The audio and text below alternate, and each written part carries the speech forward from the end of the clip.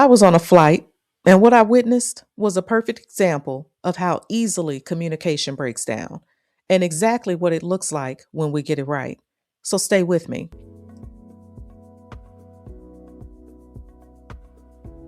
Welcome to Crossroads and Catalyst, the podcast with Shanita B. I am your host. This is where we discuss how a thoughtful, wise, and strategic perspective at a crossroads can be the catalyst for change in your leadership and career. Now, everyone says that communication is the key to great relationships, whether you're at work or at home or just in general, right? So then why do we lose the key right when we need it the most? Today, we're going to be breaking down the communication breakdown. But before I do that, I want to communicate to you several ways that you can support the show. Whether you're listening in Apple or Spotify, hit the follow button so that you don't miss an episode. And of course, you can always do this at my website, crossroadsandcatalyst.com. The other thing that you can do is you can share it with a friend or two, because just like you are seeking resources to assist you with your leadership journey, your friends and colleagues are as well. And the other thing that you can do is if you find value in this content, then buy me a coffee. The link is in the show notes. So I think we all know that there's verbal and nonverbal communication. And we recognize that things can go down really quickly because the verbal and the nonverbal, extremely important, but those nonverbal cues, yeah, they say a lot. And even when the message is benign or seemingly very direct, it can still be taken the wrong way. And I can say with certainty that everyone has been burned by bad communication. And it may not have even started out as bad communication. And part of the reason why I think this is because inherent to communication is an expectation that when we say something to one another, that we will understand the meaning, because words have meaning. But when you start talking about uh, different languages and cultures, okay, that's going to change it. But we take for granted that because we have these things in common, that the message will automatically be received. And even aptitude is going to play a role in this. And of course, there are definitely other factors, because I didn't even mention mental and physical health or even attitude, all of which are going to influence what we take away from any type of interaction with someone. And let's not forget timing. Have you ever received a text message when you were in a hurry and you completely misconstrued what was being said? And not to mention being in a bad mood. Your mood can completely impact what you walk away with from some type of message. And so if you can relate to that, then you've just proven my point, because we've all been there. And if you didn't know, clear and direct communication is not always received clearly nor taken directly. And this is what leads me to the example of a flight that I was on from Boston's Logan International Airport. Now, this flight, it departed late, which is not uncommon, right? We kind of recognize that flights are not always going to leave on time.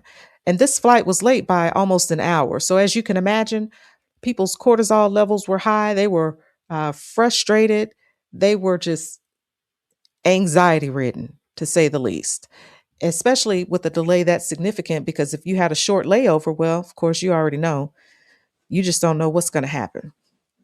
So uh, as we were preparing to deplane, the seatbelt sign went off. But before that, the flight attendant made an announcement and asked, hey, if you do not have a connecting flight, if you can please keep the aisles clear, that would be helpful to our passengers who need to get to their next flight. Great. Should have been just as easy for everybody to understand that. And there are a lot of assumptions with these things too, right? So, as you can imagine, uh, people started filing into the aisle. Well, there was one particular situation that was taking place just a few rows ahead of me, and a passenger noticed that another lady had started blocking the aisle, and so she said to her directly, "Hey, they have connecting flights." That was all she said. They have connecting flights. To which this other passenger, passenger B, said, "Well, I didn't know. And this is the first time I've flown in a long time." Those were her exact words. And she continued to block the aisle. So then the other passengers repeated the sentiment of passenger A. And passenger one maintained her position. She didn't move.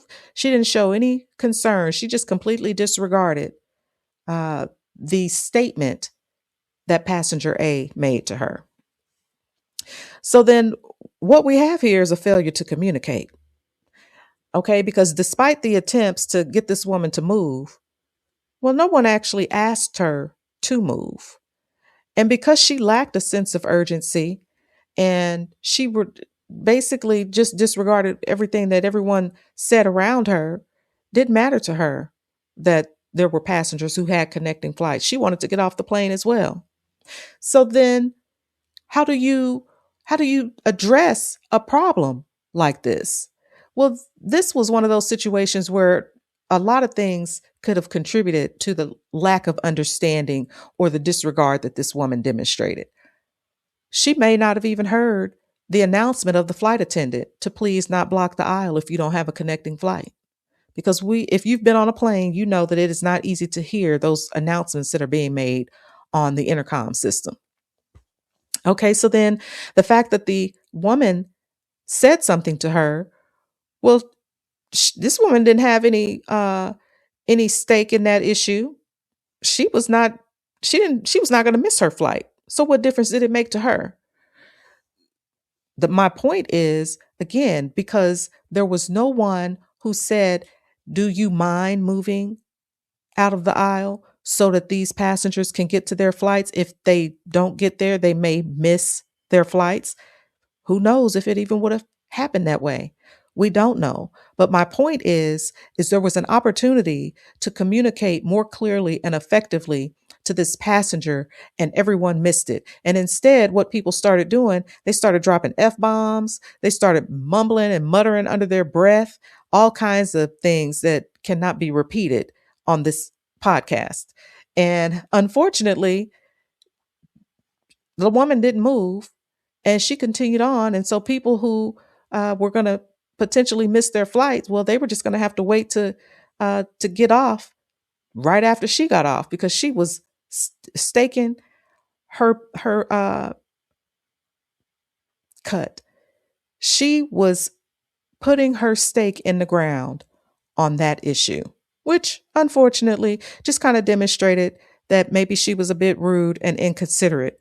But the fact remains that there was an expectation placed on her, and no one actually spelled out to her what they wanted her to do and ask her if she would follow through on that. So applying pressure was not going to help. And so that's another thing, right? Applying peer pressure in a situation like that is not going to help people who have already determined that they have no desire to assist in any way. So how do you relate this to your team? Because in this particular situation, we had a lack of effective communication. We had a lack of urgency and a lack of situational awareness. And this is a combination that we do not want to encounter, partly because when you're trying to convey information, you want it to be received and understood and carried out. And you can't do that if the people who are receiving that information do not care, do not understand, or do not see that there's an urgent situation that requires their attention. What's the point? And so this is what I want to say to you is, as you consider how you communicate with others, your personality, your attitude, how you've already interacted, so historical precedent, what is your team going to walk away with when they interact with you? Because this story only highlights the need to be specific in what you say and targeted in your scope. Okay. So you have to outline, especially understanding who your audience is. If you don't know your audience, it's going to be a challenge for you to tailor your message to them. And I want us to be clear on what this is supposed to look like, because it's not always going to be comfortable, especially if you're in a group setting. And for those of you who are introverts, it's not going to matter if you're in a group setting or if you're one-on-one. it is uncomfortable for you to have a conversation and communicate certain pieces of information. And so let me give you an example, because I remember I was on a call with about a dozen people, and we were discussing some financial transactions, just trying to understand what took place throughout the period and call out some specific items. And there was a consistent posting error that was problematic, and it had gone on for quite some time. And to allow this issue to continue, it might have impact for financial planning purposes. How about that? And while the leader of this particular meeting was making these general statements saying things like, well, we have to get these types of things fixed. Well, we have almost a dozen people on this call. Somebody on this call has to be responsible to get this fixed. And I'm listening, and no one is speaking up saying, oh, well, I've addressed this, or this is what I've done. Nothing. You could hear crickets apart from this guy telling them, hey, this is an issue. We need to get it fixed.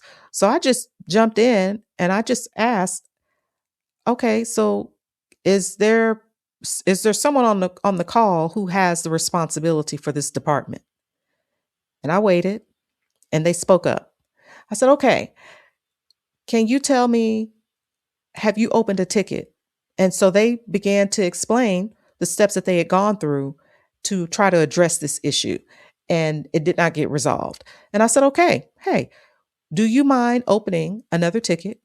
And this particular leader, can you provide the supporting documentation to show that this problem is not fixed?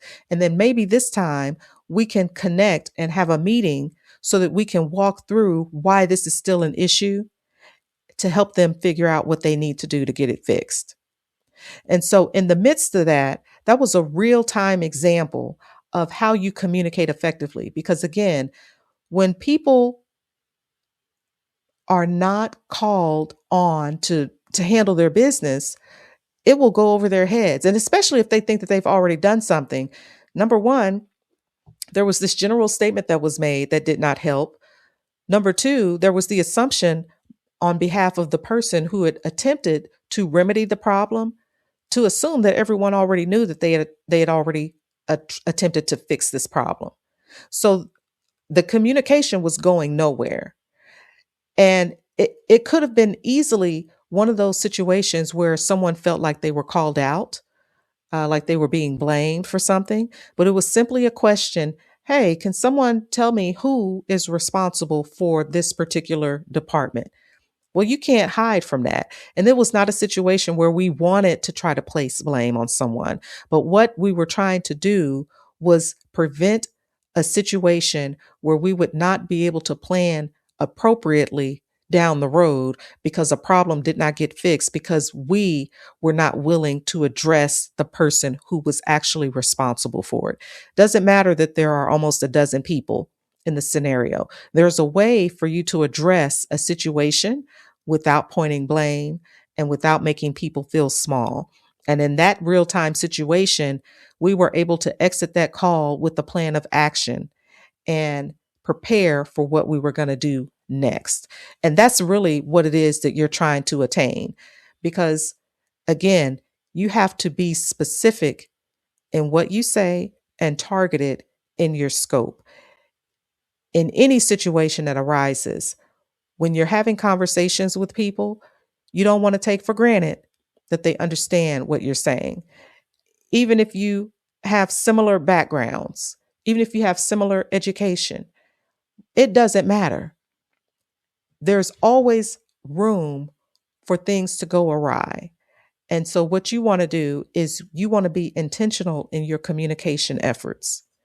So what will you do to get communication right? I shared with you some real life examples, and these may not be too far off from what you're experiencing. Because remember, it's not about calling people out or trying to make people look bad. It's about sharing information with them that is going to help all of you achieve the goal.